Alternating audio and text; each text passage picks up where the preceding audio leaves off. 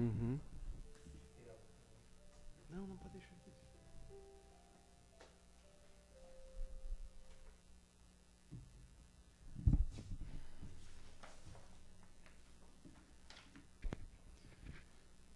Queridas amigas, queridos amigos, mais uma vez, muito boa noite a todos. Com muita alegria, com muita felicidade, nós estamos aqui no nosso encontro semanal. Aos nossos queridos amigos internautas também a nossa saudação, nosso abraço fraterno. A algumas pessoas que estão vindo aqui pela primeira vez, sejam bem-vindos à casa. Qualquer dúvida sobre as atividades, horários e tudo mais, por favor, nos procurem e daremos todas as instruções também que quiserem, tá bom? É bom rever algumas pessoas que tinham sumido por aqui, amigos e amigas.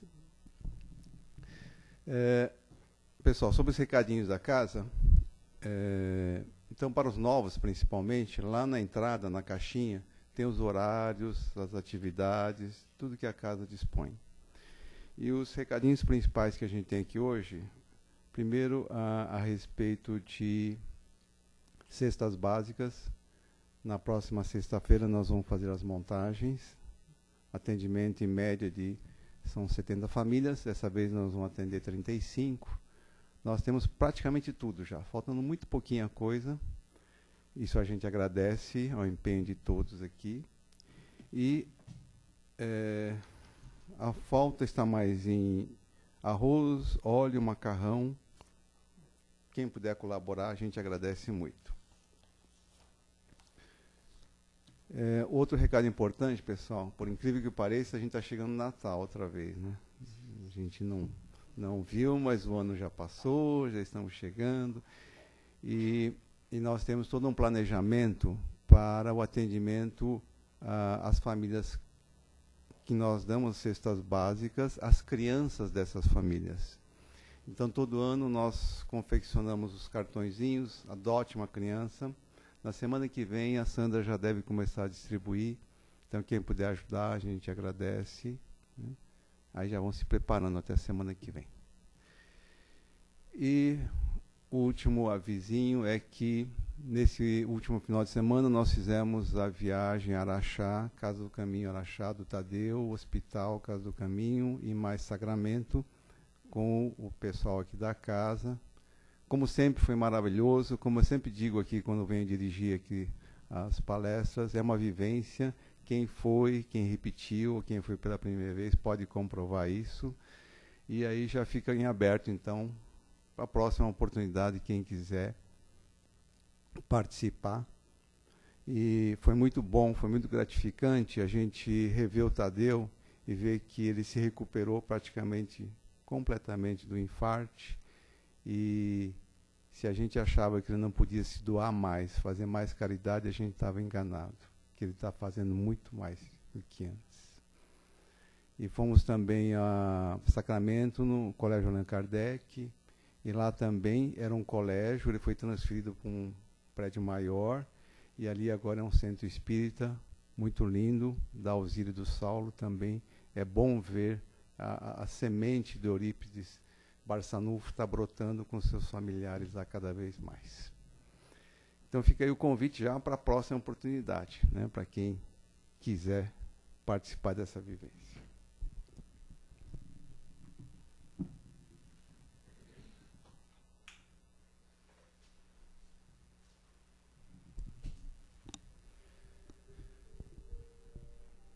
Minhas amigas, meus amigos, nesse instante, então, fechando os nossos olhos físicos, procurando serenar os nossos ânimos, os nossos pensamentos, se necessário for, vamos respirar fundo para que o nosso corpo físico possa acalmar-se e assim nosso corpo espiritual possa mais facilmente contatar-se com todas as boas energias que os queridos amigos espirituais estão nos dando nesse momento. Eles estão à nossa volta, nos abraçando, nos recebendo com muito amor e carinho. entendendo o problema de cada um, entendendo principalmente a necessidade individual. Nesse clima de paz e harmonia, pedimos ao Pai, humildemente, permissão para iniciarmos trabalhos no dia de hoje, que possamos aprender, que possamos refletir, especialmente que possamos praticar tudo aquilo que vamos hoje aprender, e vamos receber com muito carinho, com muita atenção, nosso querido amigo Dirceu, que vai falar sobre o tema indagações, que é baseado num texto da redação do Momento Espírita, com base no capítulo 35 do livro Sinal Verde, escrito pelo Chico Xavier, ditado pelo querido André Luiz. Seja bem-vindo. Olá, meus amigos. Boa noite a todos. Recebam o nosso abraço. Tá bom assim? Tá ok. Muito bem, vamos aproveitar o gancho do nosso amigo que falou do Triângulo Mineiro, né? O Brasil é pátria do Evangelho e a base está lá nas Minas Gerais, né? Chico Xavier, nosso querido Tadeu e mais o Eurípides Barçanufo, belo trabalho que ele fez. E isso foi muito importante, porque veio numa época em que no Brasil não se conhecia doutrina espírita. Aqueles poucos que no começo do século passado, ou no outro século anterior, século XIX, tentaram ensaiar alguma coisa em torno de doutrina, foram abafados pela própria sociedade, né? Castro Alves, inclusive, foi um dos que traduziu do francês para o português o Livro dos Espíritos, José de Alencar. José de Alencar ficou entusiasmado com a doutrina espírita, mas depois a sociedade fez tanta pressão que ele também teve que abdicar, né? A nossa sociedade era católica, apostólica, romana, né? Então era difícil você tentar desenvolver qualquer outro tipo de raciocínio.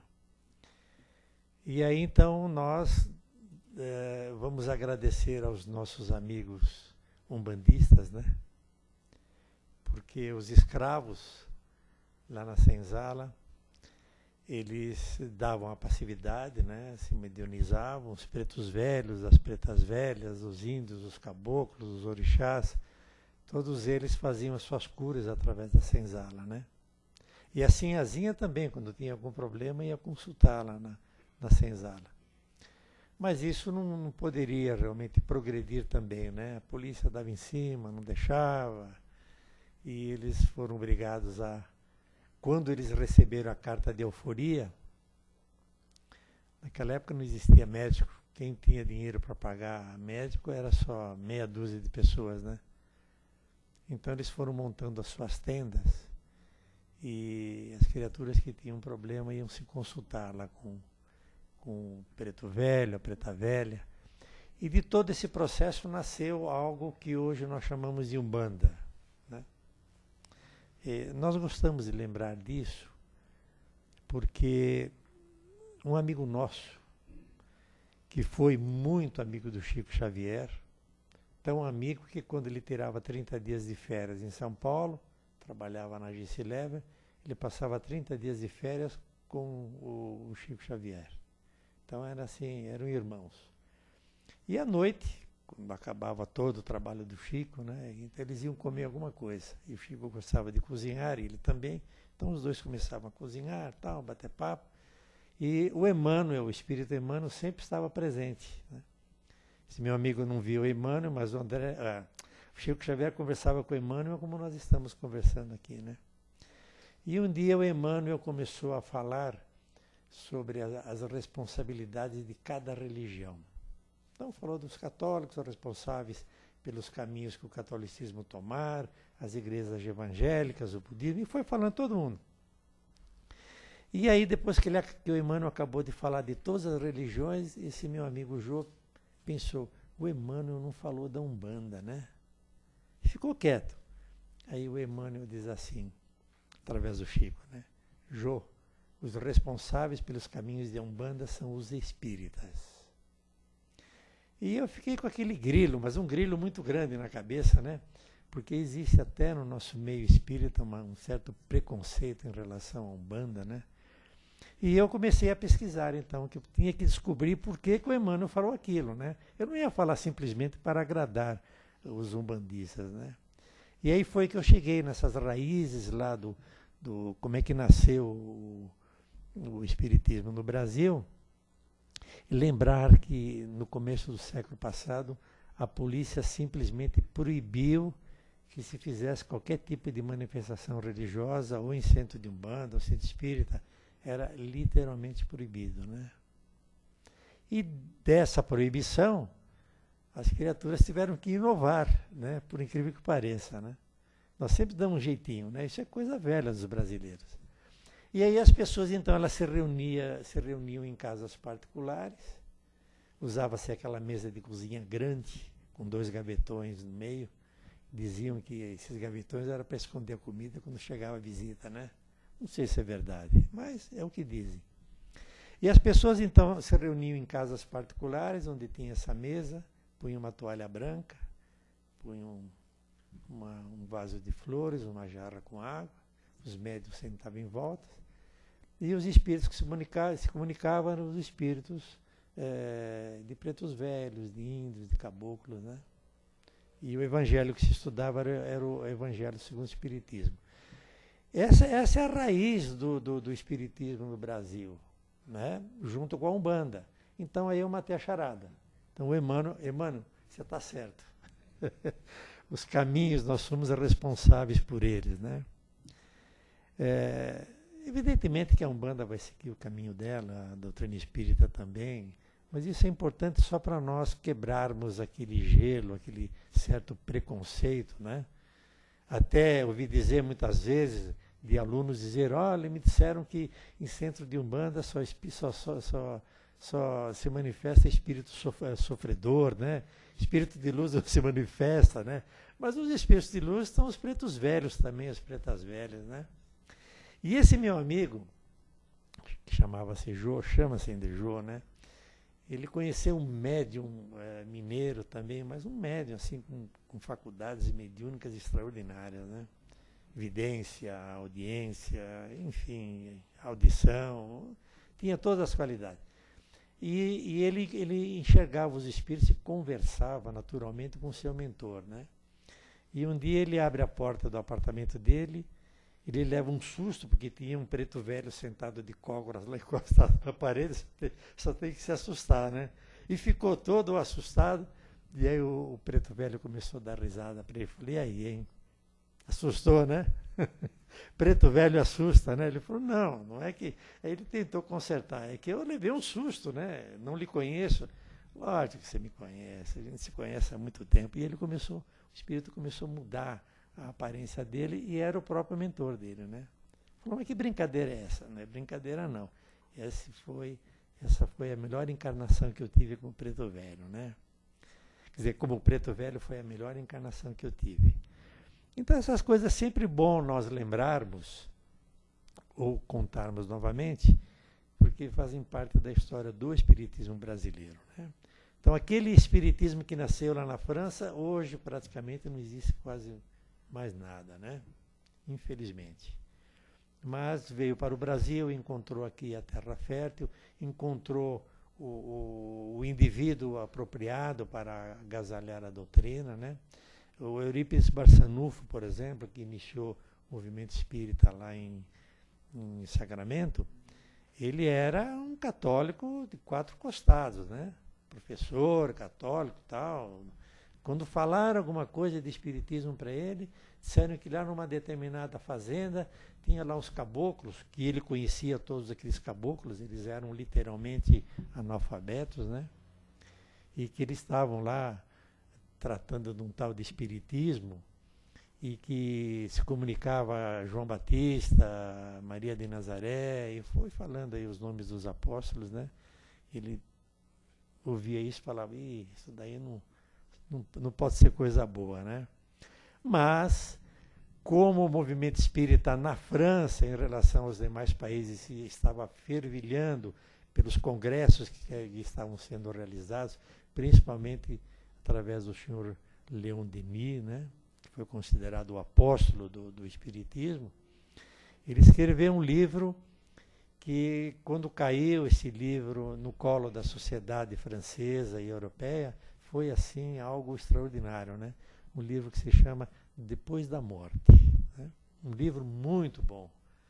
E esse livro atravessou o Atlântico, foi parar em Sacramento, não se sabe como, né?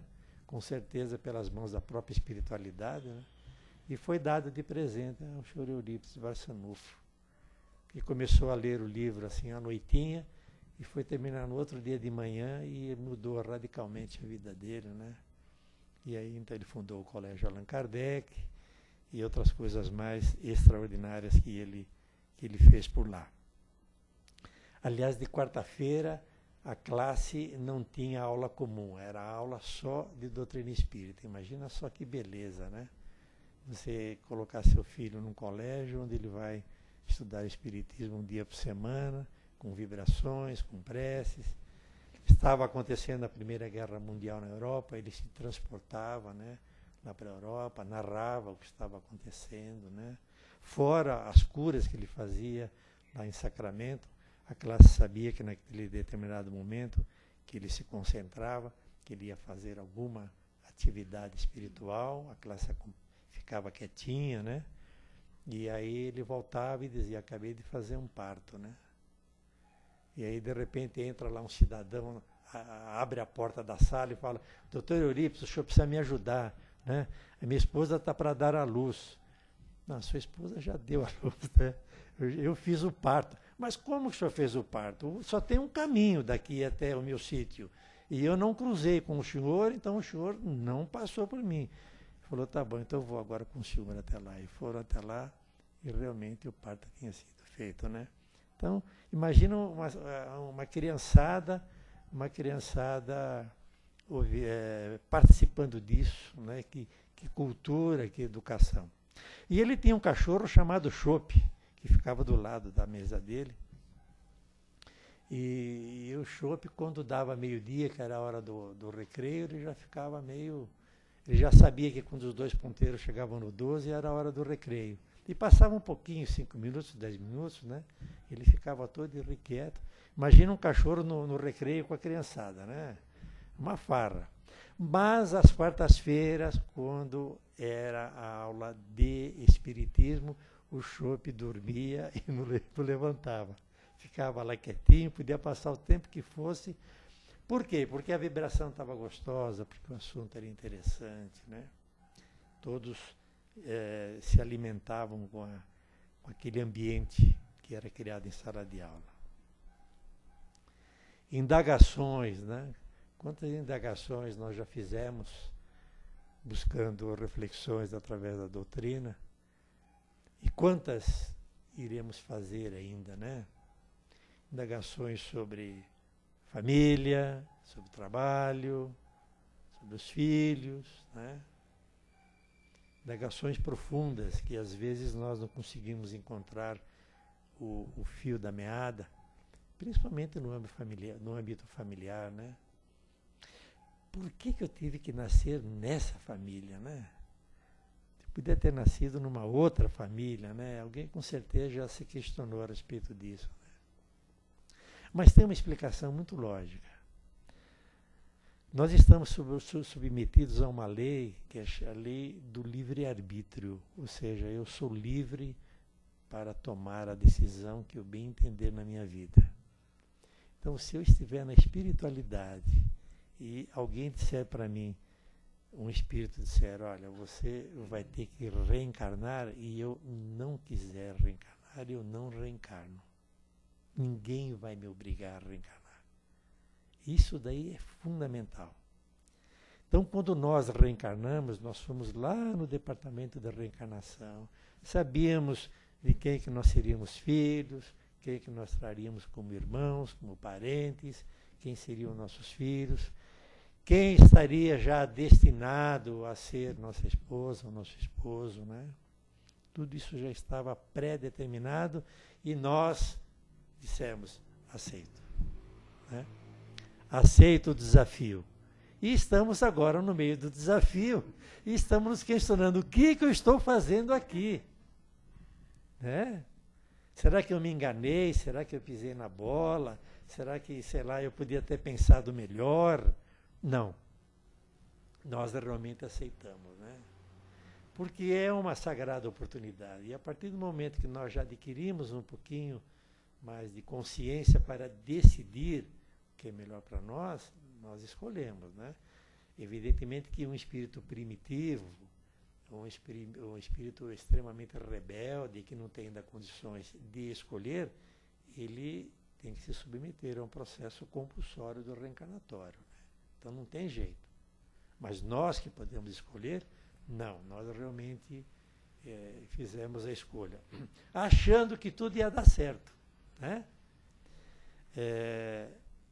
Olhando assim superficialmente a nossa problemática espiritual, nós entendemos que o processo reencarnatório iria dar certo. E deu, estamos reencarnados. Só que agora nós estamos com problemas, porque nós estamos pressionados pela própria família, pela sociedade, pela situação, pelo país, né? pelo nosso comprometimento no campo da doutrina também. Né? Então, se nós trouxermos aquele comprometimento mediúnico, ele vai nos começar a incomodar num determinado momento. Né?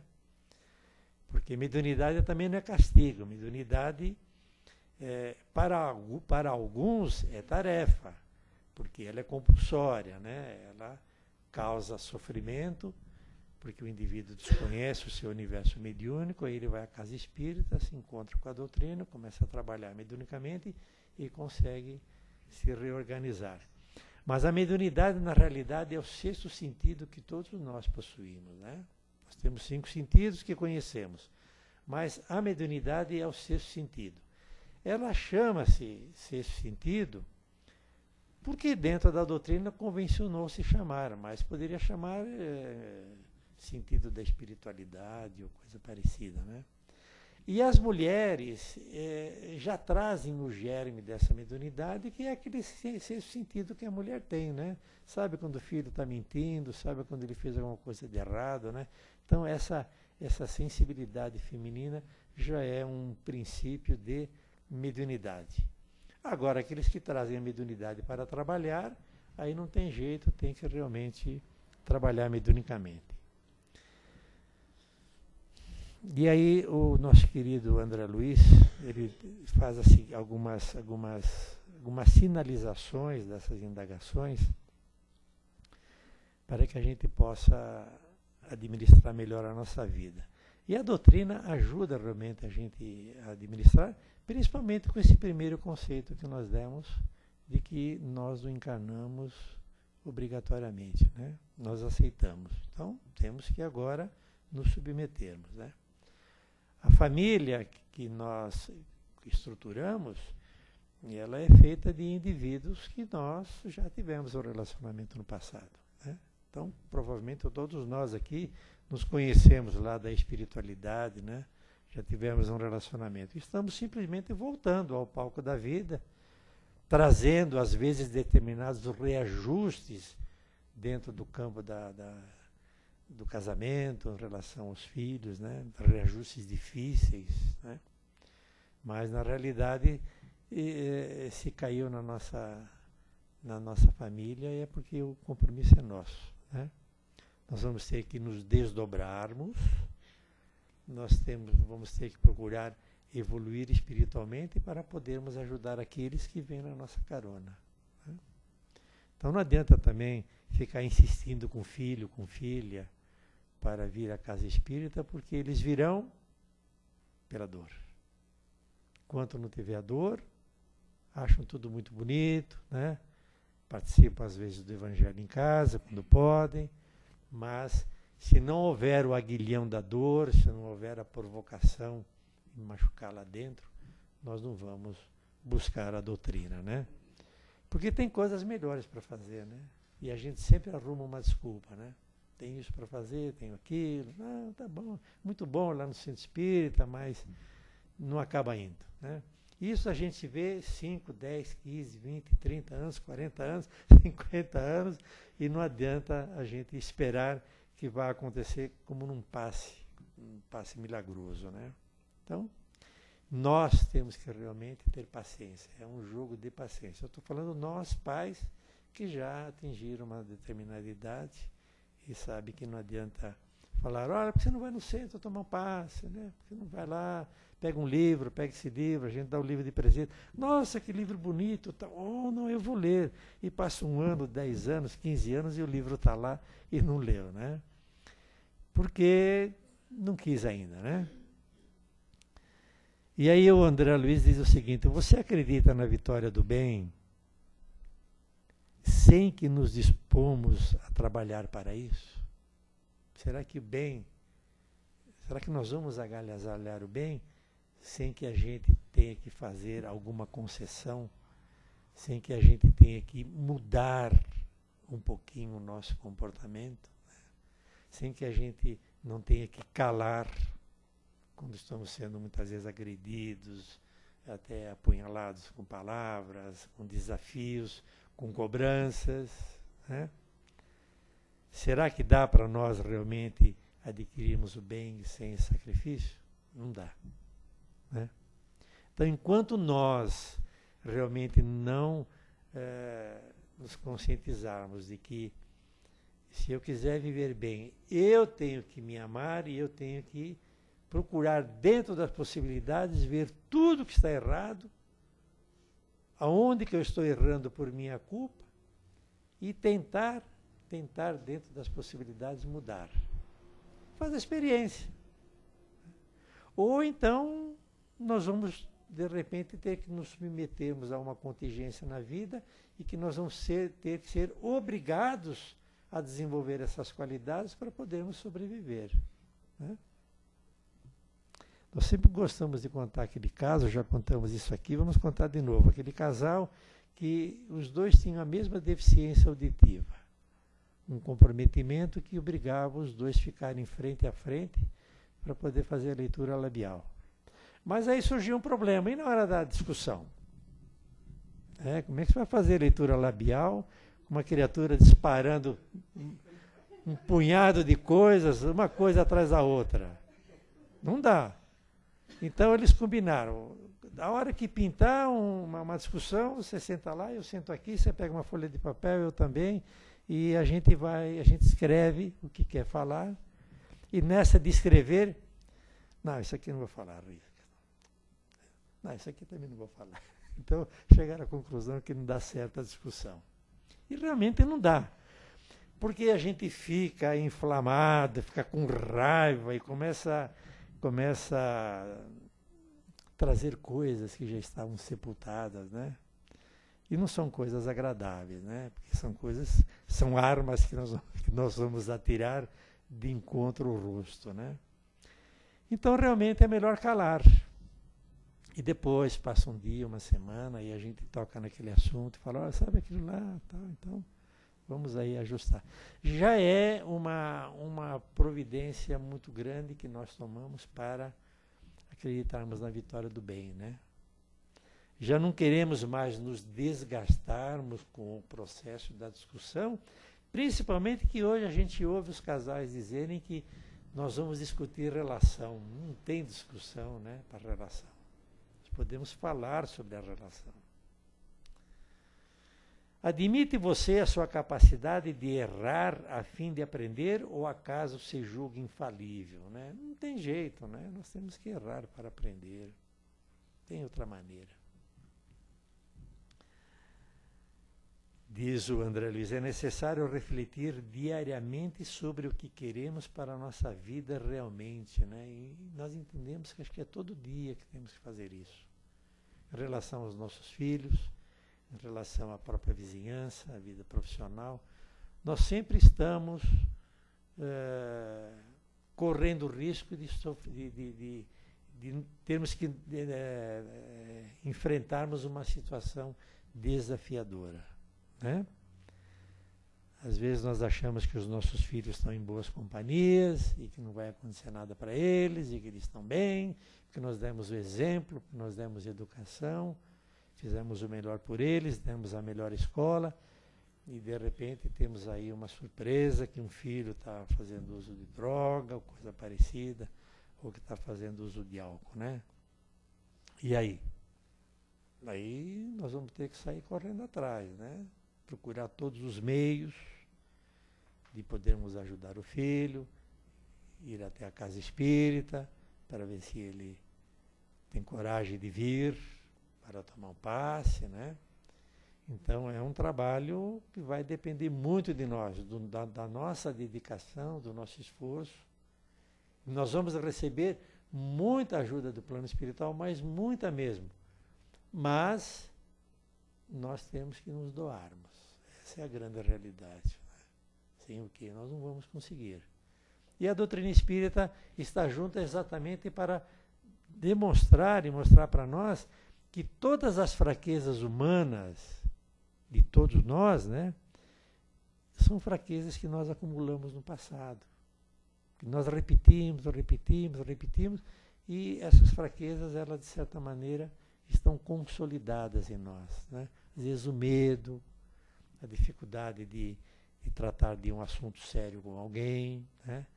A inibição diante de um assunto que nós queremos tratar com um filho, uma dificuldade no campo profissional, todas essas nossa problemática que a psicologia e a psiquiatria hoje levanta através da terapia e mostra que o nosso comportamento pode ser alterado, pode ser modificado para melhor, dependendo do nosso interesse, né?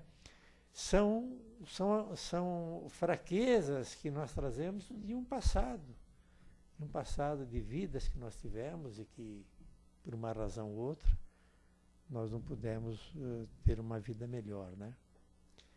Por quê? Porque nós somos um indivíduo eterno. Tudo aquilo que nós fizemos lá nas vidas anteriores, elas estão registradas em nós. Estão registradas no corpo perispiritual. Todos nós temos um corpo perispiritual. E é esse corpo que é o nosso corpo eterno. Se tivermos, vamos aqui hipoteticamente dizer, 1000 reencarnações que ficaram lá para trás, os acontecimentos dessas 1000 reencarnações estão registrados no nosso corpo perispiritual. E aí nós reencarnamos e nos manifestamos através de um corpo físico esse que é estruturado e moldado molécula por molécula, tal qual é o corpo perispiritual. Então, se nós temos doenças, patologias do passado, elas estão registradas no corpo perispiritual, que num determinado momento elas irão eclodir, ou não, né? Então, nós trazemos já as doenças que nós adquirimos no passado. Então, um indivíduo que lá atrás ele se tornou um alcoólatra e detonou o seu fígado por conta da dosagem de álcool, ao reencarnar ele vai trazer uma deficiência no fígado. Isso se nós não o encontrarmos no Hospital das Clínicas com 2, 3 anos de idade, aguardando um transplante de fígado, né? Então essa é a lógica que nós explicamos, o porquê dessas doenças congênitas, desses males congênitos que a gente traz. Não foi o nosso pai nem a nossa mãe que nos gerou com o problema. Eles nos geraram, nos deram a oportunidade de reencarnar, mas na hora que nós estávamos sendo formados dentro ali do ambiente íntimo da mãe, nós estamos sendo gerados tal qual o nosso corpo perispiritual. E através da nossa luta agora, através do que a medicina nos oferece, de tratamento, de bem-estar, de terapia, nós vamos não só corrigindo o nosso corpo físico, mas corrigindo também o nosso corpo perispiritual. E nós, ao desencarnarmos, voltarmos à espiritualidade, o que vai ser consumido é o corpo físico, né? Vai voltar a se transformar em todos o que lhe é água, 60% de água e de outros sais e outros elementos físicos, né? Mas nós vamos voltar com um corpo perispiritual melhorado. Então o processo encarnatório ele serve para isso também, para nós corrigirmos o nosso corpo perispiritual, para que ele fique mais harmonizado, passamos mais tempo meditando, mais tempo orando, mais tempo levando a vida a sério, nosso corpo físico recebe todas essas impressões de paz, de alegria, né? E ele fica doente quando nós estamos com raiva. Isso daí é já comprovado, né? Devido com raiva, ele vai ficar com determinados órgãos afetados, né? Mas alegre, o corpo funciona bem, né? Então, esse também é um grande benefício que é importante nós refletirmos, né? Cuidarmos do corpo para que a gente possa voltar melhor à espiritualidade. Então, existem N exemplos aí que os espíritos nos contam de fatos dessa natureza, né? Aquela família que teve um filho com N problemas, o menino nasceu com uma série de dificuldades e foram 6 ou 7 anos o pai e a mãe praticamente toda semana levando o menino no hospital, cirurgia, tratamento e tal. E com 7 anos o menino desencarna. E os pais foram à loucura. Vamos até lá no Chico, vamos ver se a gente consegue uma mensagem do Chico. E conseguiram. Através da tia do menino que falou, olha, vocês ficam sossegados, ele está bem, está saudável, ele está são. Agora ele está pronto para reencarnar novamente. Talvez venha até na mesma família. Né? Pode ser. Por quê? Porque todos aqueles problemas que ele tinha no corpo perispiritual carecia de tratamento, de cuidado, de amparo, do amor do pai, da mãe, de atendimento dos médicos, enfim, da medicação, cirurgias e tal. E agora o corpo espiritual está melhor para ele poder ter uma reencarnação melhor. Então, são essas indagações que é importante nós fazermos, porque o problema de hoje está alfinetando 24 horas por dia, né? Mas ele também está nos trazendo à casa espírita. Está nos provocando a buscar uma explicação, e ao buscarmos uma explicação, nós começamos a nos conscientizarmos, né? De que o Brasil realmente é o coração do mundo e a pátria do Evangelho. Esse terceiro milênio é o milênio onde a humanidade vai encontrar o seu ponto de regeneração. Né? Mas são 1000 anos. Nós estamos no 15 para 1985 falta. Mas não é lá no ano 3000. É durante o ano durante esse milênio que as mudanças irão acontecer. E elas já estão acontecendo. Só que elas estão acontecendo de uma forma muito dolorosa. Quem são aquelas crianças, aquelas famílias que estão sendo expulsas de suas casas lá na Síria, né? O que elas fizeram para merecer isso? Crianças de colo, vai tentar atravessar lá o mar Mediterrâneo, criança lá, a televisão mostra lá 5 anos, lá 3, desencarnou ali na praia, né? Por que isso, né? Porque são espíritos que estão resgatando aquilo que eles provocaram lá no passado, né? Eles tinham que ser expulsos, né? Essa é a grande realidade. É assim uma lógica meio bruta, né? Porque a gente não gostaria que isso acontecesse. Né? Machuca a gente. Até as 9, não? É. 10 para as 9 já são 9 para as 9. Ele é bonzinho, 10 para as 9. Tem pergunta.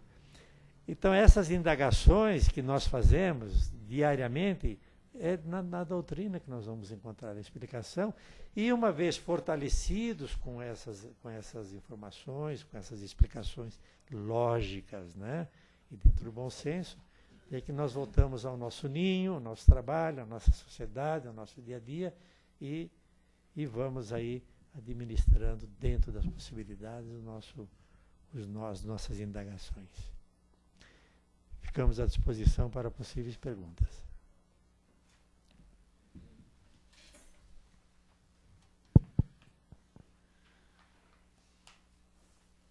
Realmente o tema é bastante extenso, né?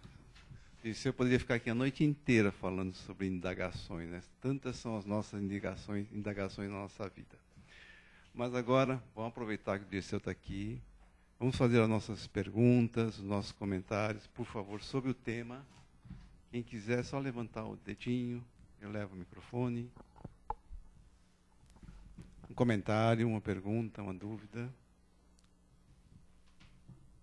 Ninguém tem nenhuma indagação para fazer?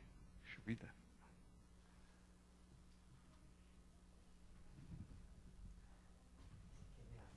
Essa é a sua decisão.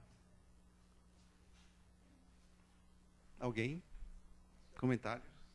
Vou fazer um comentário, então, só para o meu amigo Dirceu passar o tempo. Lembrando do que você falou antes, daquele companheirinho da Umbanda, né, que apareceu como um preto velho.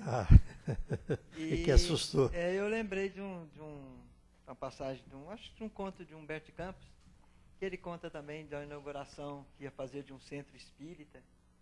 E aí estava todo em festa, preparado, ia chegar um palestrante de fora.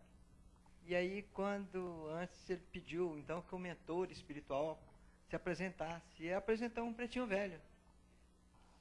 E aí ele pediu desculpa, pediu o pretinho velho que se desculpasse, mas que o momento era de festa, que ele estava aguardando ali uma entidade realmente, que fosse dar uma mensagem e tal.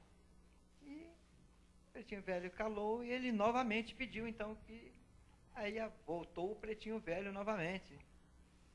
Aí ele já estava meio desconcertado e pediu para o pretinho velho, já um pouquinho já nervoso, né, que desse chance. Aí na terceira vez o pretinho velho veio de novo. Aí ele se irritou. Falou, por favor, seu pretinho velho, fique no seu lugar. Fica na sua, né? Enquadrou. Aí veio realmente o imperador romano, Públio Lentulus, e deu uma dissertação espetacular. Mas até então ele não tinha falado o nome. Mas aí ele falou, olha, para constar aqui nos nossos livros, por favor, diga o nome do senhor. Aí ele falou, Públio Lentulus e tal, mas também sou aquele pretinho velho que por 3 vezes... E que foi mesmo, né? É verdade. Obrigado, Luiz. Pessoal, o Dirceu fica aqui ainda à disposição. Se alguém tiver alguma pergunta e quiser conversar particularmente com ele, fique à vontade. Obrigado, Dirceu. Obrigado, um grande abraço para vocês. Fico com muita paz.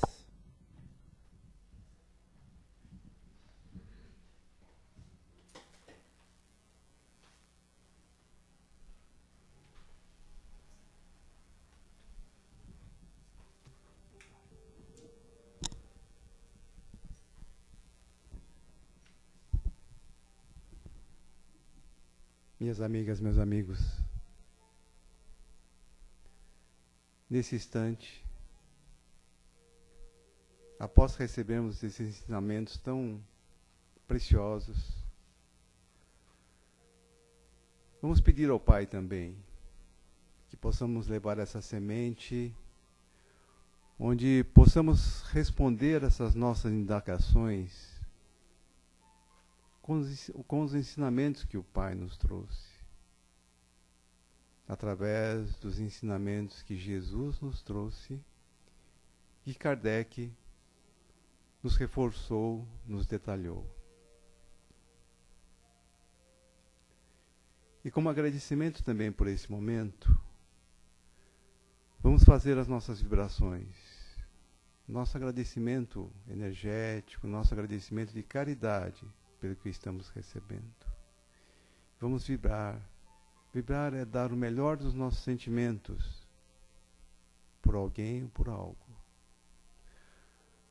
Hoje, vamos pedir em especial por esse nosso planeta. Como o Dirceu falou, está em transformação, em mutação. Vamos vibrar intensamente por esse planeta tão lindo, que Deus nos concedeu como morada, esse planeta criado com tanto amor, com tanto carinho, com tantos detalhes maravilhosos, que possamos nós e os dirigentes conservá-lo e melhorá-lo. Vibremos.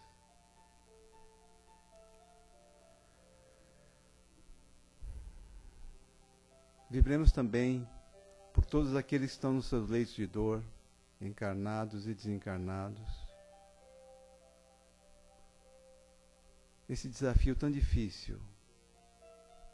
Pedimos, meu Pai, que não lhes tirai esse desafio, pois fazem parte do seu aprendizado, mas que possam entendê-lo, compreendê-lo, suplantá-lo com muita fé e esperança.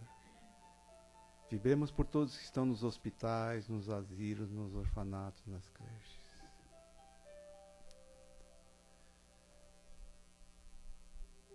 Finalmente, todos nós temos um amigo, um parente, um familiar, um conhecido que está vivenciando algum tipo de dificuldade, seja ela física, mental ou espiritual. Vamos mentalizá-lo, colocá-lo à nossa frente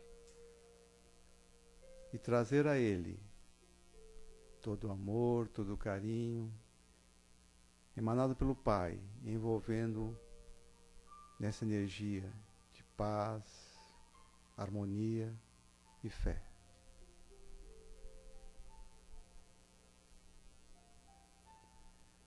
Pai amado, encerrando, juntos, na mesma fé, no mesmo amor, te pedimos humildemente, usando as palavras do André Luiz, Pai, guiai, dai uma luz àqueles que estão na escuridão, sem destino, sem rumo. Dai conhecimento, dai sabedoria, ao mínimo possível, àqueles que estão na ignorância, no desconhecimento. Amparai e ajudai, dai forças àqueles que estão na dor, no sofrimento. E por fim, meu Pai, apaziguai, dai paz, dai harmonia àqueles que estão no desespero, na agonia profunda. Agradecidos, meu Pai, humildemente, pedimos nesse instante permissão a vós e a todos os nossos queridos amigos espirituais para darmos encerramento a essa parte das nossas atividades. Que assim seja, graças a Deus. Pedimos o favor de todos permanecerem em silêncio, focados naquilo que vieram buscar, aguardando o início das atividades, o passe pela chamada do nosso companheiro. Muita paz a todos.